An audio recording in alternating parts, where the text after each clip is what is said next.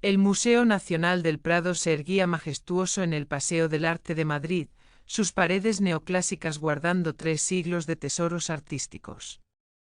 Era un martes de noviembre y mientras los turistas admiraban las meninas de Velázquez y los fusilamientos de Goya en las salas públicas, en los talleres de restauración del sótano se desarrollaba una escena que pronto convertiría al Templo del Arte en escenario de una investigación criminal sin precedentes.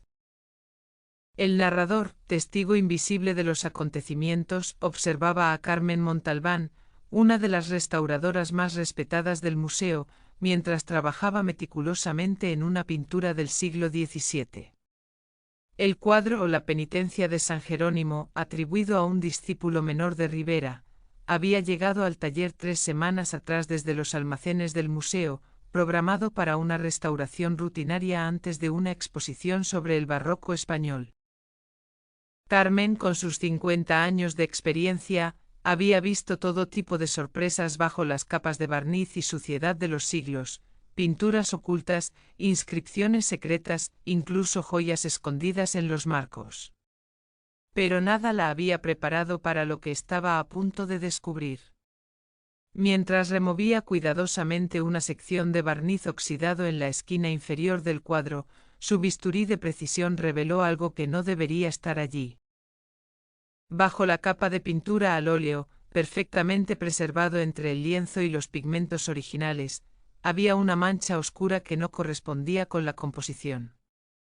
Al principio pensó que era un error del artista, una corrección pintada encima. Pero la textura era diferente, más orgánica, más fresca. Con cuidado quirúrgico, Carmen tomó una muestra microscópica para análisis, un procedimiento estándar cuando se encuentran anomalías en obras de arte antiguas.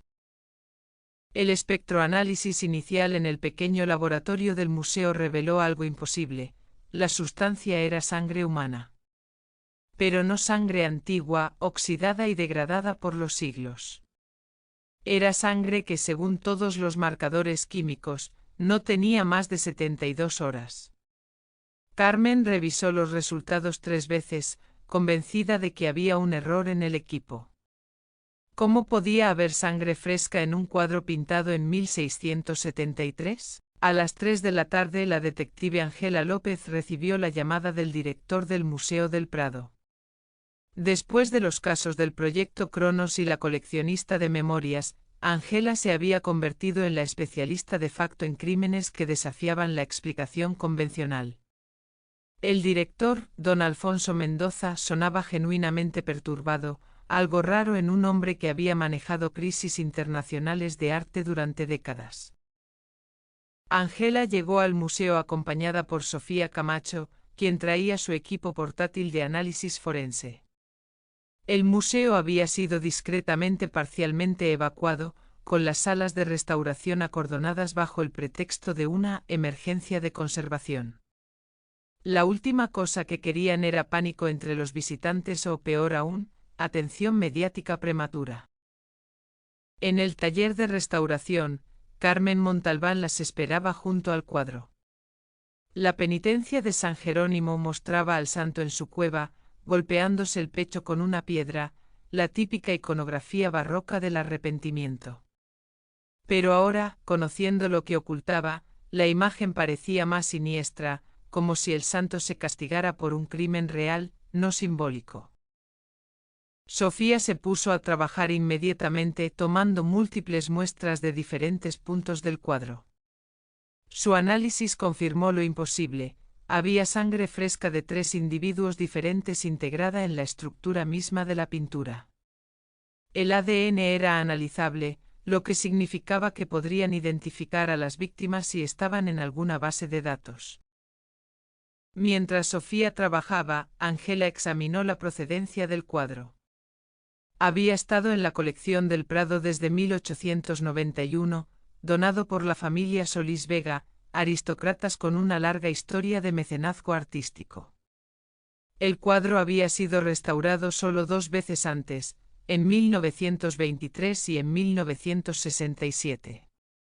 Los registros detallados del museo no mostraban ninguna anomalía en esas restauraciones anteriores. El análisis de ADN produjo resultados alarmantes en cuestión de horas.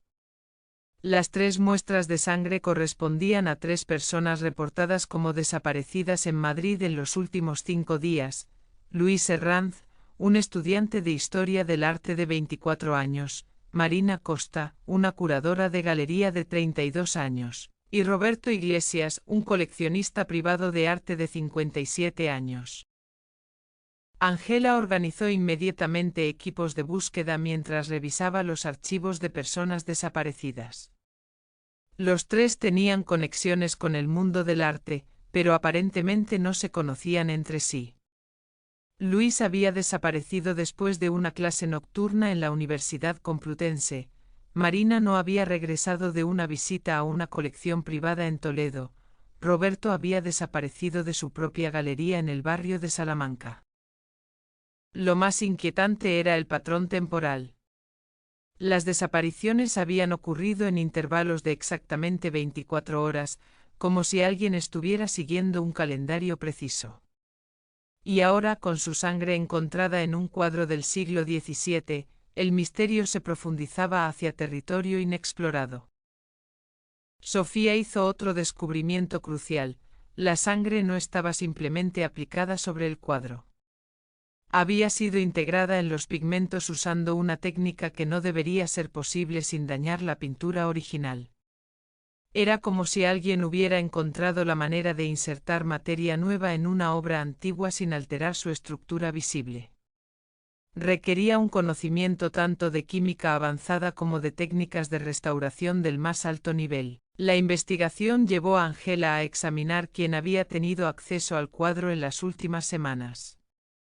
La lista era corta: personal autorizado del museo, incluyendo restauradores, curadores y personal de seguridad.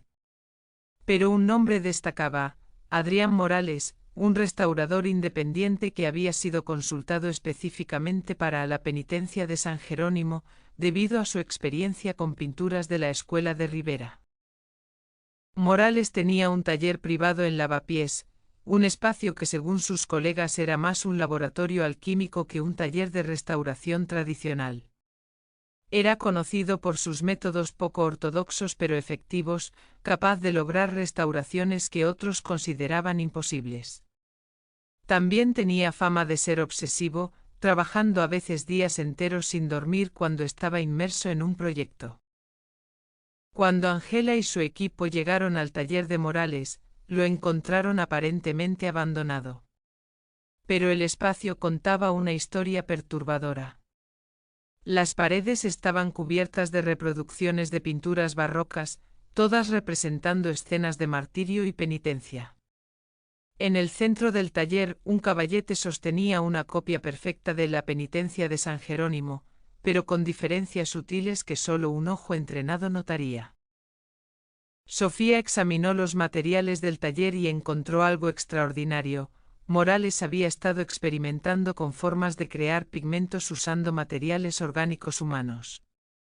Había notas detalladas sobre cómo la sangre, el cabello, incluso la piel pulverizada podían ser procesados para crear colores únicos.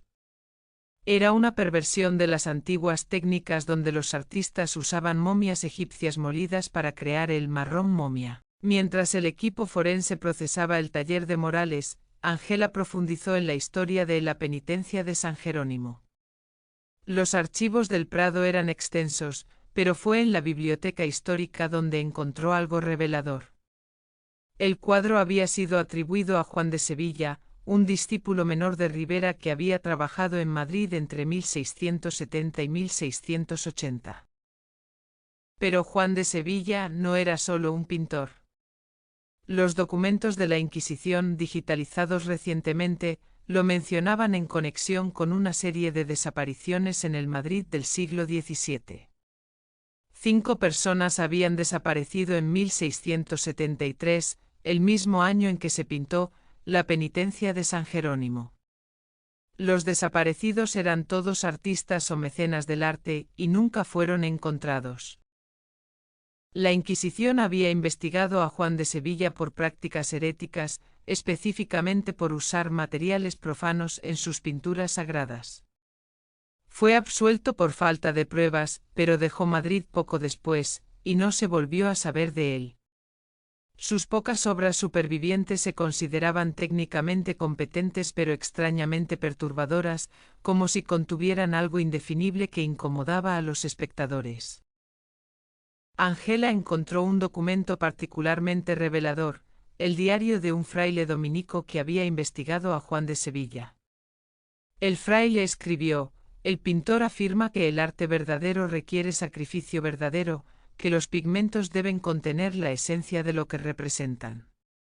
Temo que su locura vaya más allá de la mera herejía hacia crímenes que no me atrevo a nombrar. La búsqueda de Adrián Morales se intensificó cuando se descubrió que había alquilado un segundo espacio, una antigua fábrica de textiles en Carabanchel. El edificio, abandonado desde los años 80, parecía desierto desde fuera. Pero los registros de consumo eléctrico mostraban actividad significativa en las últimas semanas. El equipo táctico entró al amanecer, preparado para cualquier escenario después de las experiencias con casos anteriores. Lo que encontraron superó sus peores expectativas. El espacio había sido convertido en una réplica macabra de un taller de arte del siglo XVII, completo con morteros para moler pigmentos, alambiques para destilar aceites y hornos para procesar materiales. En el centro del espacio, 3 cápsulas de cristal contenían a las personas desaparecidas. Luis, Marina y Roberto estaban vivos pero en estado catatónico, conectados a máquinas que extraían sangre lentamente, gota a gota. Las máquinas estaban calibradas para mantenerlos vivos mientras extraían la máxima cantidad de sangre posible sin causar la muerte. Sofía trabajó frenéticamente para estabilizar a las víctimas mientras el equipo médico las preparaba para el transporte. Todos mostraban signos de haber sido drogados con una compleja mezcla de sedantes y alucinógenos, manteniéndolos en un estado entre la vida y la muerte, conscientes pero incapaces de actuar o recordar. Pero Morales no estaba allí. En su lugar, encontraron una nota escrita con caligrafía ornamentada sobre pergamino: el arte requiere sacrificio. Juan de Sevilla lo entendió. Yo simplemente continúo su obra. La sangre de los que aman el arte crea el arte más puro. El círculo debe completarse. Los supervivientes fueron llevados al Hospital La Paz, donde comenzó su recuperación. Luis Herranz fue el primero en poder hablar coherentemente. Describió cómo había sido abordado por Morales en la biblioteca de la facultad, invitado a ver una colección privada de bocetos inéditos de Rivera. El té que le ofreció Morales fue lo último que recordaba claramente. Marina Costa tenía una historia similar. Morales la había contactado sobre una posible adquisición para su galería, una obra recién descubierta de la escuela madrileña del XVII. Se habían reunido en un café, y después de tomar un café, su memoria se volvía fragmentaria. Recordaba vagamente un espacio lleno de pinturas, el olor a óleo y trementina, y una voz hablando obsesivamente sobre la verdadera esencia del arte. Roberto Iglesias, el mayor de los 3, había sido el más afectado. Como coleccionista experimentado, había sospechado algo extraño en Morales desde el principio, pero su curiosidad por ver las obras que Morales decía poseer había vencido su cautela. Recordaba más que los otros, Morales hablando durante horas sobre Juan de Sevilla, sobre cómo los grandes maestros del barroco habían entendido que el arte y la vida eran inseparables. Ángela comenzó a entender la psicología de Morales. No era un simple asesino, era un fanático que genuinamente creía estar creando arte trascendental.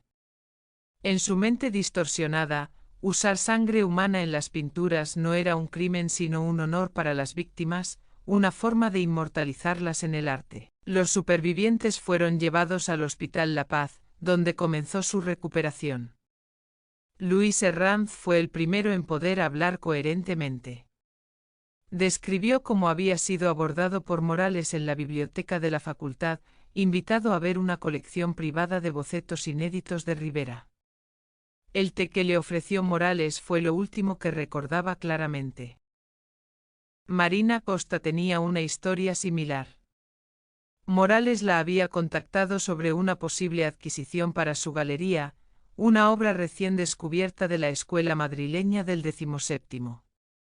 Se habían reunido en un café, y después de tomar un café, su memoria se volvía fragmentaria. Recordaba vagamente un espacio lleno de pinturas, el olor a óleo y trementina, y una voz hablando obsesivamente sobre la verdadera esencia del arte. Roberto Iglesias, el mayor de los tres, había sido el más afectado. Como coleccionista experimentado, había sospechado algo extraño en Morales desde el principio, pero su curiosidad por ver las obras que Morales decía poseer había vencido su cautela. Recordaba más que los otros, Morales hablando durante horas sobre Juan de Sevilla, sobre cómo los grandes maestros del barroco habían entendido que el arte y la vida eran inseparables. Ángela comenzó a entender la psicología de Morales. No era un simple asesino, era un fanático que genuinamente creía estar creando arte trascendental. En su mente distorsionada, usar sangre humana en las pinturas no era un crimen sino un honor para las víctimas, una forma de inmortalizarlas en el arte. Adrián Morales había desaparecido, pero no sin dejar un rastro. Sus tarjetas de crédito mostraban compras de materiales de arte en tiendas especializadas por toda España. Parecía estar moviéndose hacia el norte, hacia la frontera francesa. Pero Ángela sospechaba que era una pista falsa. Morales era demasiado obsesivo con su misión para simplemente huir. La clave vino de un análisis más profundo de sus notas. Morales mencionaba repetidamente una obra maestra final, algo que superaría incluso a Juan de Sevilla. Había referencias crípticas a El Santo Verdadero y La Penitencia Última. Ángela, trabajando con historiadores de arte, identificó la referencia, San Jerónimo Penitente de José de Ribera, una de las joyas del Museo del Prado. La pintura original de Ribera estaba en préstamo temporal al Museo Thyssen para una exposición especial. Sería transportada de vuelta al Prado en 3 días. Ángela apostó a que Morales intentaría interceptar el transporte. Era su oportunidad de trabajar con una obra del maestro mismo, no solo de un discípulo. Se organizó una operación encubierta. El transporte real sería un señuelo, mientras la pintura verdadera sería movida en secreto por otra ruta. Agentes vestidos de civil se posicionaron en todos los puntos posibles de intercepción. Era una red diseñada para atrapar a un fanático que había demostrado ser brillante y elusivo, pero Morales era más astuto de lo que anticipaban. En lugar de intentar robar la pintura durante el transporte, había estado escondido en el mismo Museo del Prado todo el tiempo. Los antiguos túneles de servicio del museo, algunos datando del siglo XIX, formaban un laberinto bajo el edificio. Morales había establecido un estudio secreto en una cámara olvidada, accesible solo a través de un panel falso en los sótanos más profundos. Fue un trabajador de mantenimiento quien accidentalmente descubrió el escondite, notando corrientes de aire inusuales cerca de una pared supuestamente sólida. Cuando Ángela y su equipo entraron en el estudio secreto, encontraron a Morales trabajando frenéticamente en su obra maestra. El espacio era una cápsula del tiempo perturbadora. Morales había recreado un taller del siglo XVII con precisión obsesiva. Velas de cera de abeja proporcionaban la única luz, los pigmentos se molían a mano en morteros de mármol, y los pinceles estaban hechos de pelo de Marta, exactamente como en la época de Ribera. Pero los frascos etiquetados sangre de artista, lágrimas de mecenas y sudor de genio revelaban la verdadera naturaleza del lugar. Morales no opuso resistencia cuando lo arrestaron. Parecía casi aliviado, como si hubiera estado esperando este momento. No lo entienden, dijo con calma inquietante.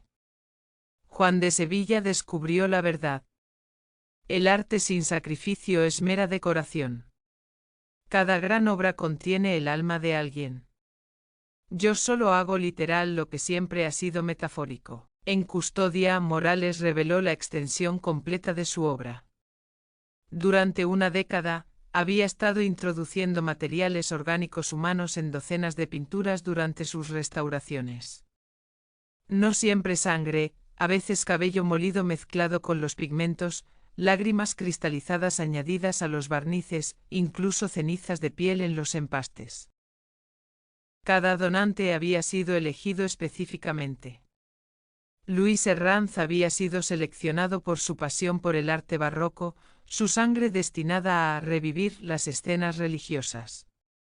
Marina Costa con su ojo para la belleza, su esencia añadida a los rostros de las vírgenes. Roberto Iglesias el coleccionista, su sangre mezclada con los rojos de los mantos reales, simbolizando el poder y el mecenazgo. Lo más escalofriante era que Morales llevaba un registro meticuloso de cada mejora. Un cuaderno encuadernado en piel. Sofía prefirió no analizar de qué tipo contenía fechas, obras y los nombres de los donantes. Algunos habían sido voluntarios, miembros del grupo de los herederos de Sevilla, que habían ofrecido su sangre willingly para inmortalizarse en el arte.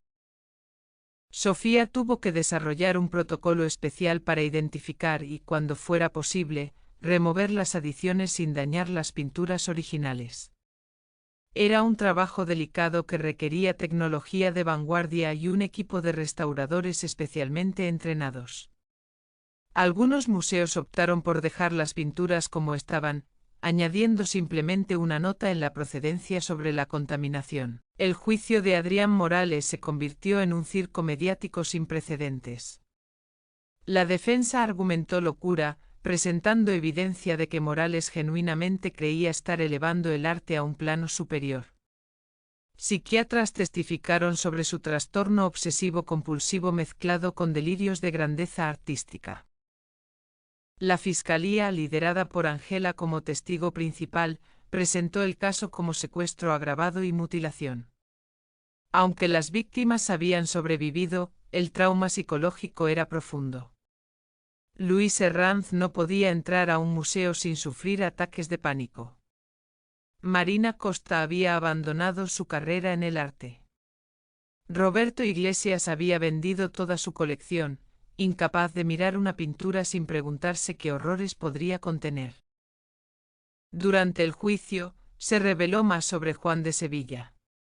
Investigadores habían encontrado documentos en archivos vaticanos que sugerían que el pintor del siglo XVII había sido efectivamente un asesino en serie, usando a sus víctimas para crear sus pinturas. La Iglesia había encubierto los crímenes para evitar escándalo, y las pinturas habían sido dispersadas por Europa. Morales fue declarado culpable pero mentalmente enfermo, sentenciado a tratamiento psiquiátrico indefinido en una institución de máxima seguridad. Durante la sentencia, sonrió y dijo: «En 100 años, seré recordado como un visionario». El arte verdadero siempre ha requerido sangre. El Museo del Prado enfrentó la tarea monumental de examinar toda su colección. Se estableció un protocolo llamado Proyecto Integridad, utilizando tecnología no invasiva para detectar materiales orgánicos anómalos en las pinturas. El proceso tomaría años y costaría millones, pero era necesario para restaurar la confianza en la colección. Irónicamente, el escándalo aumentó el interés público en el museo. Las colas para ver la penitencia de San Jerónimo se extendían por cuadras, con visitantes mórbidamente fascinados por ver una pintura que literalmente contenía sangre humana. El museo tuvo que implementar medidas especiales de seguridad para prevenir intentos de vandalismo o, peor aún, imitadores. Carmen Montalbán, la restauradora que había hecho el descubrimiento inicial, se convirtió en una experta líder en la detección de alteraciones orgánicas en el arte.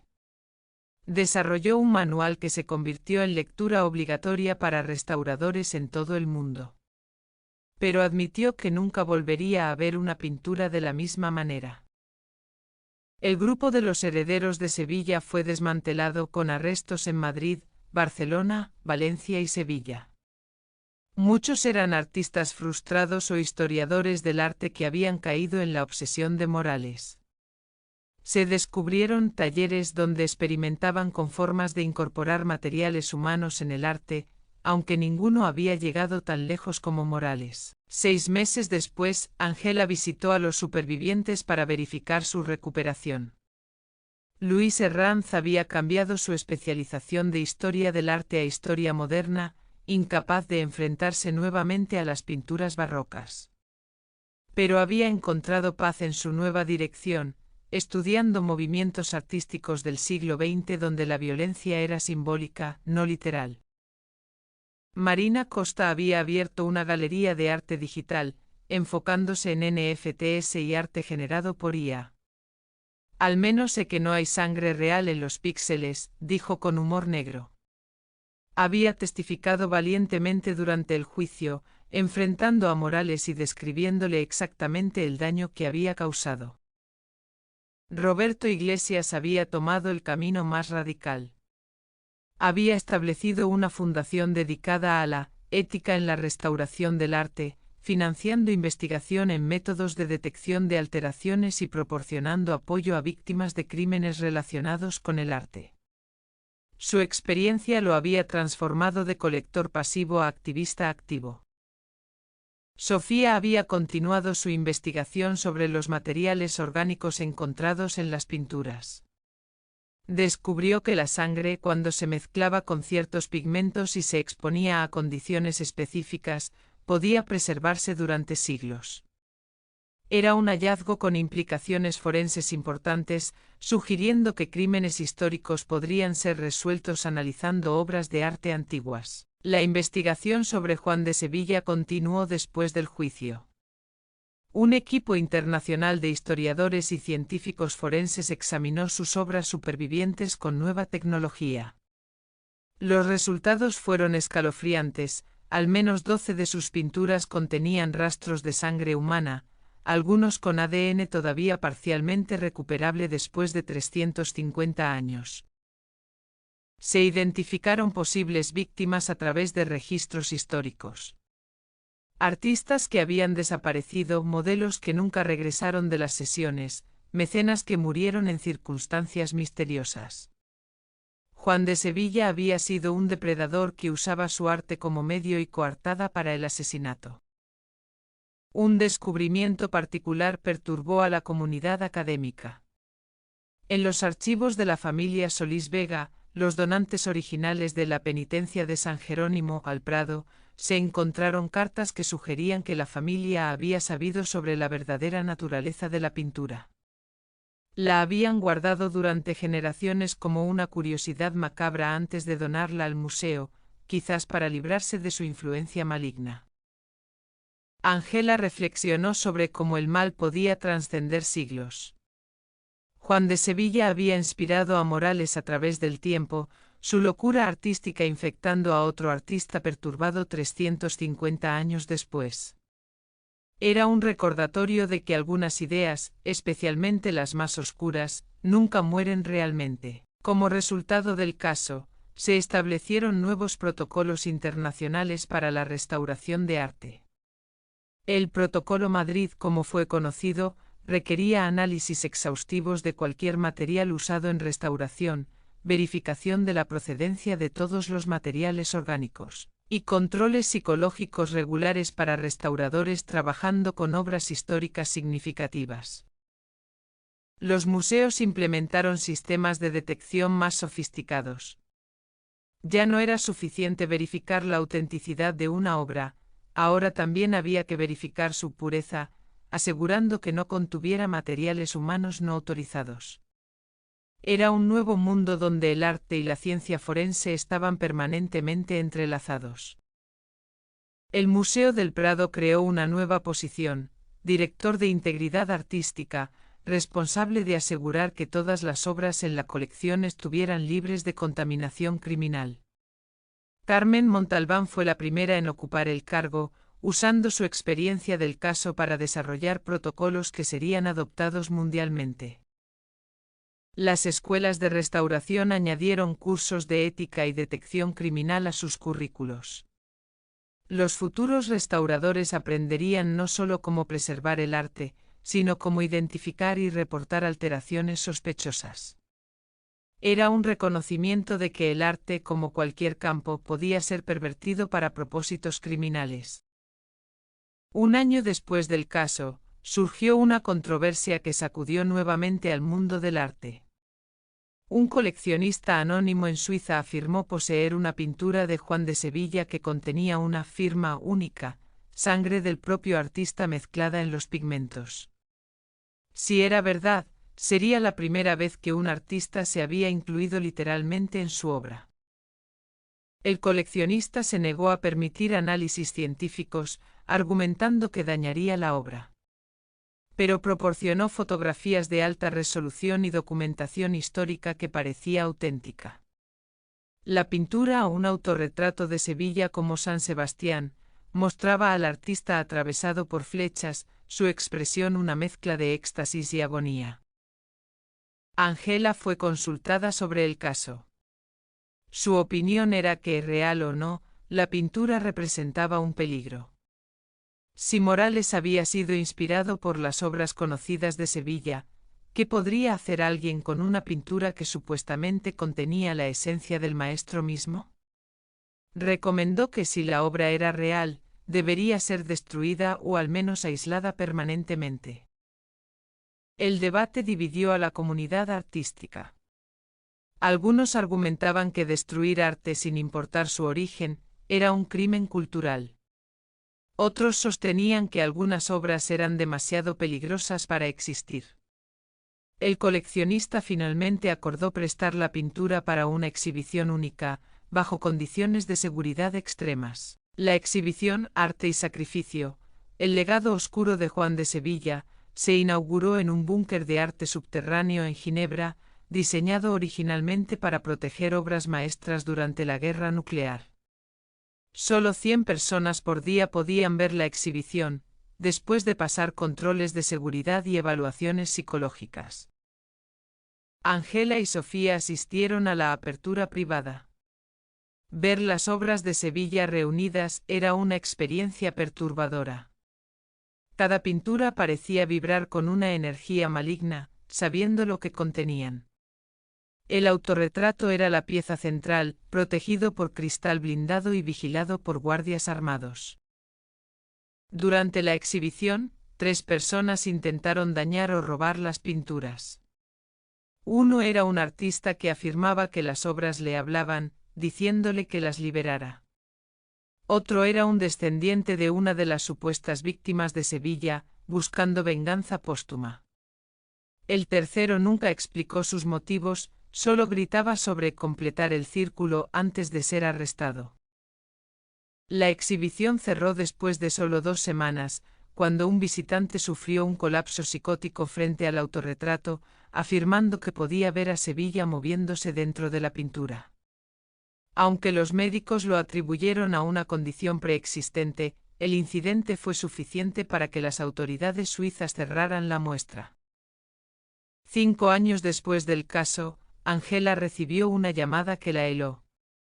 Habían encontrado un nuevo taller, esta vez en Barcelona, donde alguien estaba intentando recrear las técnicas de Morales.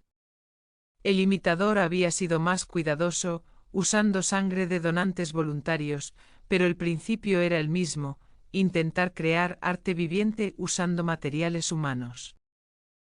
La investigación reveló una red más amplia de lo esperado. A pesar del escándalo y las consecuencias legales, había un submundo de coleccionistas que específicamente buscaban arte mejorado con materiales humanos. Lo veían como la última frontera del arte transgresor, más allá de cualquier cosa que los artistas contemporáneos pudieran imaginar. Sofía desarrolló nuevas técnicas de detección, cada vez más sofisticadas, para identificar estas obras.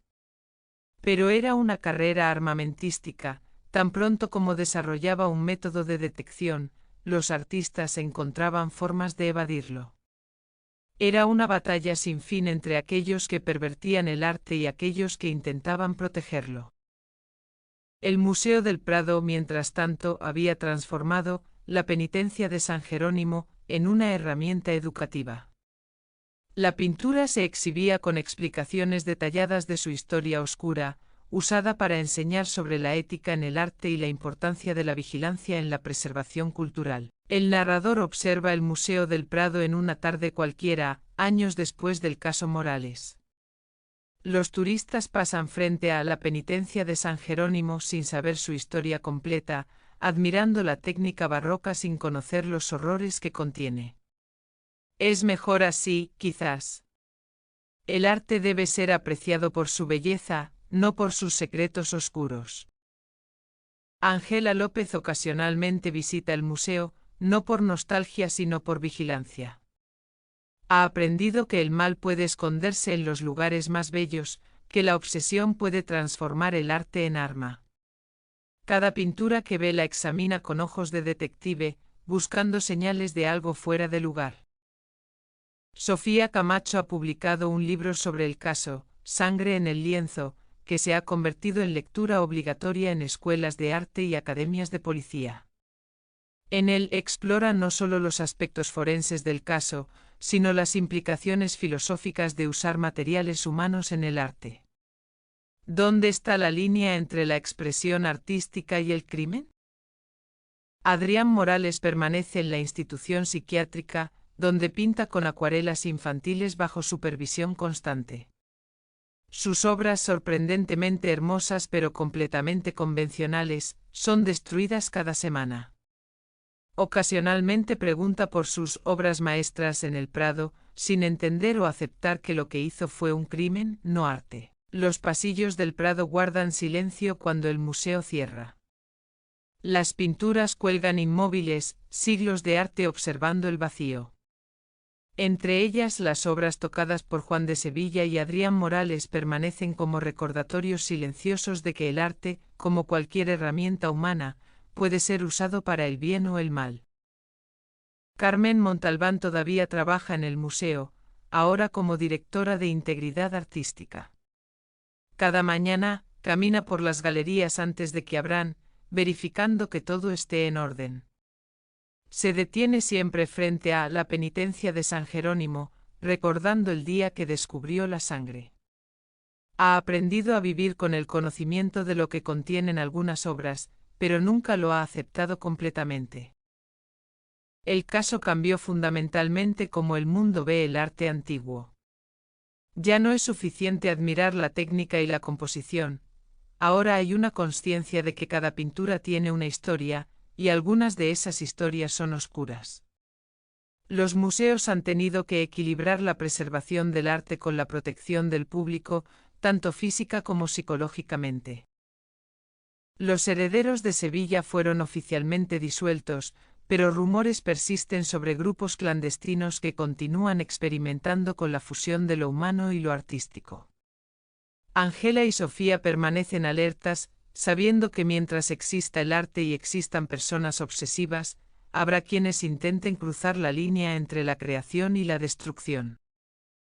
Las voces del crimen han hablado una vez más, revelando cómo la belleza puede ocultar horror, cómo la obsesión puede transformar el talento en locura. En el Museo del Prado, entre las obras maestras del arte español, algunas pinturas guardan secretos que es mejor no conocer. Pero Ángela y Sofía están ahí, guardianas silenciosas, asegurando que esos secretos no vuelvan a cobrar vidas. El arte perdura, como siempre lo ha hecho. Pero ahora, gracias a las voces que luchan contra el crimen, perdura con una vigilancia que Juan de Sevilla nunca imaginó. Y en algún lugar, en algún taller oculto, alguien mezcla pigmentos con sustancias que no deberían estar en el arte, continuando una tradición oscura que comenzó hace siglos y que quizás nunca termine completamente.